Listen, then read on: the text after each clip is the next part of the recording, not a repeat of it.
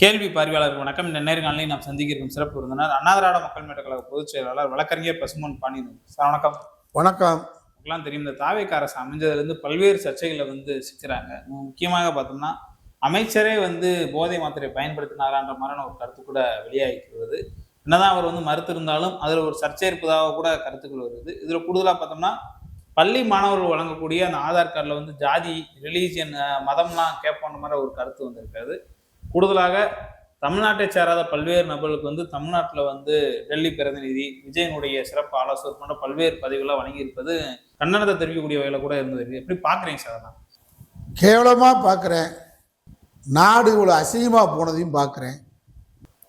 இவ்வளோ ஒரு கேவலமான ஒரு அரசியல் சூழல் தமிழகத்தில் ஏற்பட்டிருப்பதற்காக மிகவும் வருத்தத்துடன் இந்த பேட்டி அளிக்கிறேன். நண்பர்கள் 1000 இருக்கலாம், அது தப்பு நம்ம சொல்லலை. அரசு பதவி என்பது அந்த அரசு பதவிக்குரிய இலக்கணத்தோடும் அந்த அரசு பதவிக்குரிய செயல்பாடுகளும் அந்த பதவிக்குரிய செலவுகள் மக்கள் வரிப்பணத்திலிருந்து செலவு செய்யப்படுகிறது என்பதை உணர்ந்து அந்த பதவிக்கு வருபவர்கள் செயல்பாடுகள் தகுதியும் இருக்கணும். நம்ம வேணான்னு சொல்லல. நான் இருக்கேன்னா 1000 பேர் எனக்கு பதவியில் நண்பர்கள் இருப்பாங்க. வெளி மாநிலத்தை சேர்ந்து இருக்கலாம், வெளிநாட்டை சேர்ந்து இருக்கலாம். ஆனால் அரசியல் அதிகாரத்தில் அவங்களுக்கு அதிகார மையங்களாக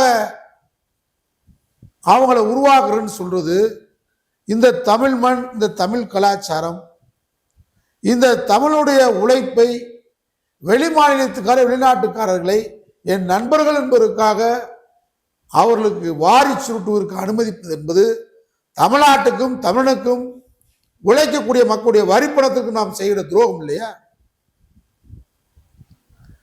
நீங்க ஆட்சிக்கு வந்தோடனே உங்களுடைய போக்கு தெரிஞ்சது. யாரை நீங்க வரிசையில் உட்கார வச்சு பதவி பெருமானம் எடுத்தீங்கன்னு எங்களுக்கு தெரிஞ்சு, நாட்டுக்கே தெரியும். நாட்டுக்கு பிடிச்ச சாபக்கடா. உங்கள் தாய் தந்தையர் வந்தது வரவேற்கத்தக்கது. தாய் தந்தையர் முன்னிலையில் பதவி பிரமாணம் எடுத்ததை நாம் வாழ்த்துவோம், பாராட்டுவோம். அவர் உங்களுக்கு விருப்பப்பட்டவர் நடிகை திரிசா. உங்கள் அந்தரங்க நாய், உங்களுடைய ஆசை நாய் இருக்கலாம். அந்தரங்கங்களும் ஆசைகளும் மனிதனுக்கு இருக்கலாம். ஆனால் அந்தரங்கத்தை நீங்கள் அறையில் வைத்துக் கொள்ளலாம், நீங்கள் அம்பலப்படுத்தலாமா? இன்னும் சொல்ல வேண்டும் என்றால் இது அசிங்கம் இல்லையா, அவமானம் இல்லையா? பதவி பிரமாணம் எடுக்கும் போதே அவரை முதல் வரிசையில் நீங்க உட்கார வைத்திருக்கும் போதே இந்த ஆட்சியின் போக்கு எங்களுக்கு தெரிந்தது.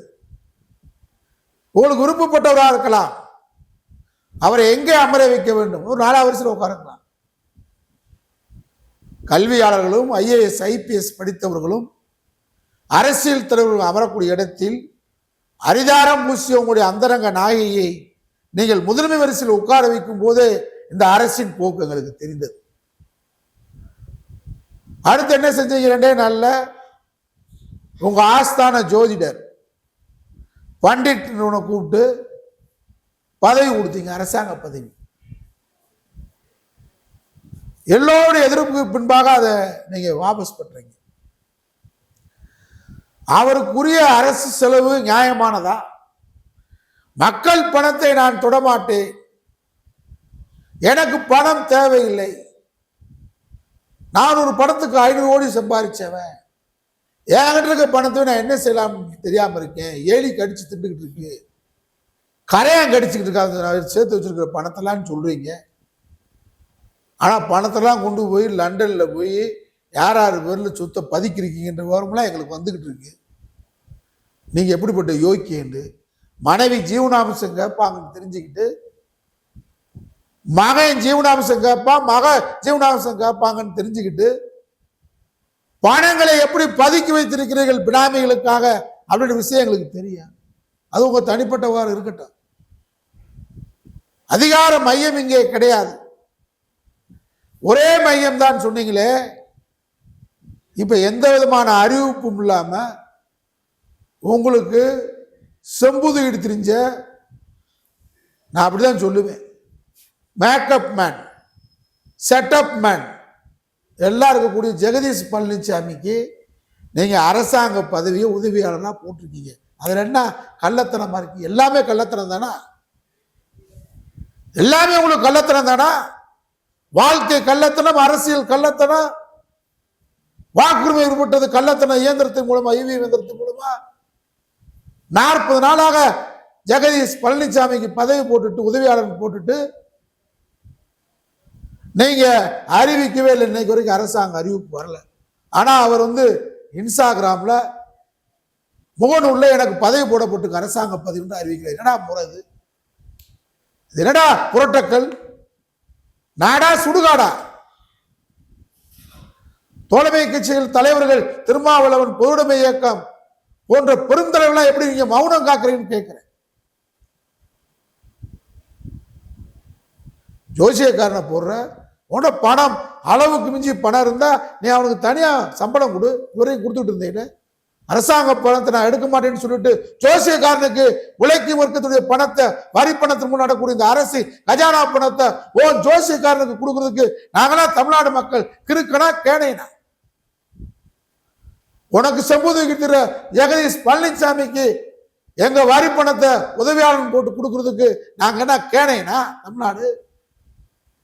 யார் இந்த ஜெகதீஷ் பழனிசாமி? உன் பணத்தை கொடு. மாதிரி டெல்லி விசேஷ பிரதிநிதி எப்படிப்பட்ட பதவி?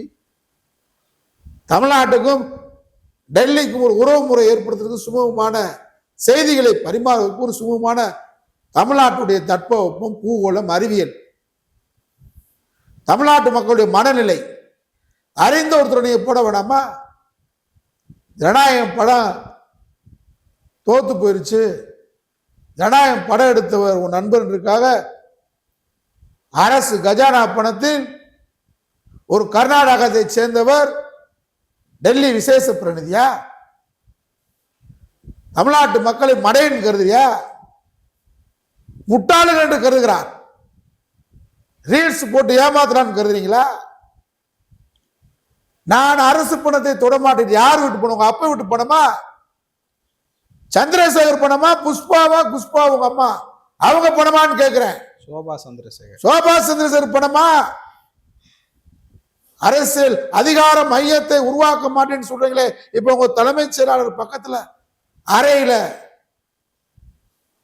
யார் இந்த ரெட்டி? கிருஷ்ண ரெட்டி இந்திய போராட்டத்தில் கலந்துகிட்டவரா? மேகதாட்டு அணை பிரச்சனை வெங்கட்டுக்கு தெரியுமா? இந்த இவருக்கு தெரியுமா? விஷ்ணு ரெட்டி. இந்த ரெட்டி ரொட்டிகளுக்கு இங்க என்ன வேலை? இந்த ரெட்டிகளை உருவாக்குறவர் ஆதவர்ஜுனா ரெட்டிக்காரு. இதுல வெங்கட் நாராயணன் கொடுத்த பதவி ஜனநாயக படத்தினுடைய அந்த பட கசிவுக்குனால கொடுத்துருக்காங்கன்னு ஒரு கருத்து வருது. தோல்வின்ற ஒரு கருத்து வருதுல்ல? தோல்வி இதை எங்களை மூலமா, எங்க பணத்து மூலமா நீ அவரை சம்பாதிக்க வைக்க பாக்குற அதானே? பக்கத்துல இன்னைக்கு தலைமைச் செயலாளர் அறைக்கு பக்கத்துல அருண்ராஜா, அவருக்கு இவருக்கு என்ன அறை? அதிகாரமை எப்படி உருவாக்குறீங்க? போற போக்க பார்த்தா காரைக்குடி மாநகராட்சியில் ஒரு பல்லு போன கிழவன், வயசான கிழவன், திரிசா படத்தை வைங்க முதலமைச்சர் வரிசையில். திரிசா தான் இந்த ஆட்சி மாற்றத்துக்கு காரணம் சொல்றாரு. ஆசை ஜோதிடரை நீங்கள் அரியணையில் ஆலோசகராக நியமிப்பதும், அந்தரங்க நாயகியை அரியணை ஏறுவதற்கு முன்னால் தனக்கு முன்னால் உட்கார வைத்து அழகு பார்ப்பதும், இசவாய்வால் என் தமிழர்கள் உழைக்கும் மக்கள் ஞாயிற்றுக்கிழமை என்று கூட சென்னையிலே மீன் பதப்படுத்தப்படும் தொழிற்சாலையிலே இறந்த கோர காட்சி செய்தி வந்ததற்கு பின்னாலும் 12 மணிக்கு திரிசாவுடன் உட்கார்ந்து உல்லாசம் முட்டியில் இருப்பதும் என்ன நாடு இது? கேவலமா இல்ல? அவர் இன்றைக்கு ரகசிய காப்பு பிரமாணத்தை விஜய் மீறி விட்டார். எனக்கோ என்னை சேர்ந்தவருக்கோ எனக்கு தெரிஞ்ச விஷயத்தை அரசு சொல்லக்கூடாது. தலைமை செயலகத்தில் உங்கள் அறைக்கு பக்கத்தில் அரசு அலுவலக கூட்டத்தில் அருண்ராஜும் விஷ்ணு ரெட்டி எப்படி கலந்துக்கிறாங்க? அவனுக்கு என்ன பதவி? டிஜிபி உளவுத்துறை ரகசியம் எல்லாம் அவர்களுக்கு தான் போகுது செய்தி. அதிகாரமையம் இல்லையா கேட்கிறேன். விஜய மாவட்ட ஆட்சித்தலைவர் அலுவலகங்களில் நாளை திங்கட்கிழமை மக்கள் குறைதீர்ப்பு கூட்டம் நடக்கும். சட்டமன்ற உறுப்பினர் அமரலாம், நாடாளுமன்ற உறுப்பினர் அமரலாம். தாவேக மாவட்ட செயலாளர்கள் அனைத்து ஆய்வு கூட்டங்களும் உட்கார்றாங்க. தற்கூரிய ஒரு அமைச்சர் மது, அது என்னது, ஏதோ ஒரு பொடி மது மாத்திரையை போட்டு நசுக்கி பகிரங்கமா குழந்தைக்கு கொடுத்த மாத்திரை, ஒரு போதை கலாச்சாரத்துக்கு கிழிக்க போறாரா விஜய்? விளக்கம் கொடுத்துருக்கா குழந்தை கொடுத்த மாத்திரை கிழிச்சு கேப்ப நட போறாங்க. என்னடா நாடு இது?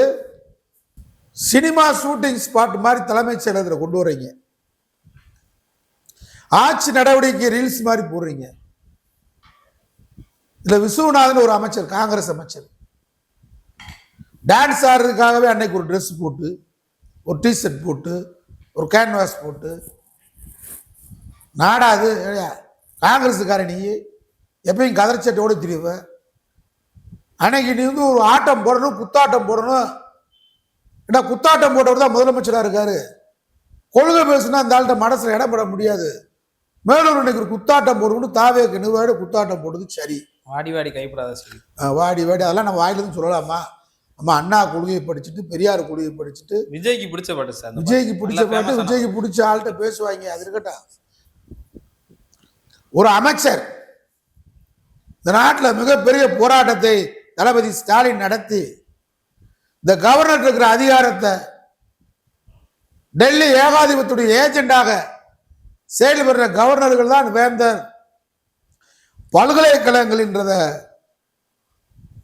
எடுத்து முதலமைச்சர் அப்படின்ற இடத்தை கொண்டு வந்ததை மாநில உரிமைகளை பறிப்பதில் பாஜக ஒன்றுதான், காங்கிரஸ் ஒன்றுதான் என்பதை நிரூபிக்கின்ற வகையில் ஏன் துணைவேந்தரா கவர்னர் இருக்கக்கூடாதுன்னு சொல்லி துணைவேந்தருக்கு சப்போர்ட் பண்ற ஒரு கேடுகட்ட விஸ்வநாதன்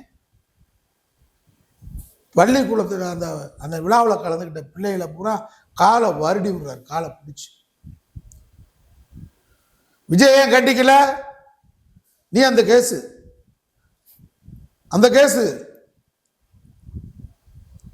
உங்களுக்கு விருப்பமான செயலை காங்கிரஸ் கட்சியை சேர்ந்த கூட்டணி மந்திரி சபை அமைச்சர் செய்யறார். கேட்டா முதலுதவியா, முதலுதவி போறவர்கள் எத்தனை கிளவி ரோட்ல பொறுத்து கிடக்க, நடக்க முடியாம அந்த கிளவியை பிடிச்சி காலை நோண்டி விட வேண்டியதானே? கேவலப்பட்ட காங்கிரஸே இதுக்குதான் இந்த இன்னைக்கு தலைவராக வந்திருக்கா பாருங்க ஒருத்தன், ஆகாதவன் மாணிக் தாக்கூர். இதுக்குதான் விருப்பமா? இதான் கூட்டணி மந்திரி அங்க வச்சது நோக்கமா? ஒரு அமைச்சர் இளம்பிள்ளையுடைய கால்களை பிடித்து விடலாமா? டாக்டர் இல்லையா, நர்ஸ் இல்லையா, பிஏ இல்லையா? எத்தனை கிளையுடைய காலை அவர் பிடிச்சு விட்டுருப்பாரு. என்ன பேசுறீங்க? அது மாதிரி செங்கோட்டை பணம் மட்டும் சம்பாதிக்க தெரிஞ்ச துறையை வச்சிருந்து வேற அந்த துறை நாலேஜே செங்கோட்டைக்கு கிடையாது. 10 தடவை நீ எம்எல்ஏ இருந்து என்ன பயன்? பள்ளிக்கூடத்து பிள்ளைகளுக்கு அவங்களுடைய ஐடென்டிஃபை கார்டில் ஜாதி பெயர் இருக்கும். ஏன் ஒன்றுக்கு ஒன்று பள்ளிக்கூடத்தில் அடிச்சு ஆகுறதுக்கா, வெட்டுறதுக்கா? இது ஆர்எஸ்எஸ் உடைய வேலை. ஆர்எஸ்எஸ் இந்து முன்னணி இந்தியாவில் தமிழகத்தில் நுழைந்ததற்கு பின்னாடிதான் நெல்லை போன்ற சாதிய வேகமா இருக்கக்கூடிய பகுதிகளில், தூத்துக்குடி போன்ற பகுதிகளில் பள்ளிக்கூடங்களில் இந்த ஜாதி கயிறை கட்ட வச்சாங்க. இந்த கயிறு கட்டின இன்னும் ஜாதிக்காரை, இந்த கயிறு கட்டின ஜாதிக்காரன்ட்டு பள்ளிக்கூடத்து பிள்ளைகளை கட்ட வச்சு சின்ன வயசுல அருவாளை தூக்கிட்டு ஒருத்தருக்கு வெட்டிக்கிட்டு இருந்த காட்சியை பார்த்தோம். சந்துரு, ஓய்வு பெற்ற நீதிபதி சந்துரு தலைமையில குழு அமைத்து சில நடவடிக்கைகள் மேற்கொண்டிருக்கும். இந்த நேரத்தில் நீ எதுக்கு கயிறு கட்டினதை எடுக்க சொல்லி திமுக அரசு? நான் தர்றேன், இவன் இன்னும் ஜாதிக்காரி உன் பக்கத்தில் உட்காந்துருக்குவேன், அவன் அடையாளத்தை பார்த்துக்க, அருவாளோட போய் அவன் வெட்டிக்க.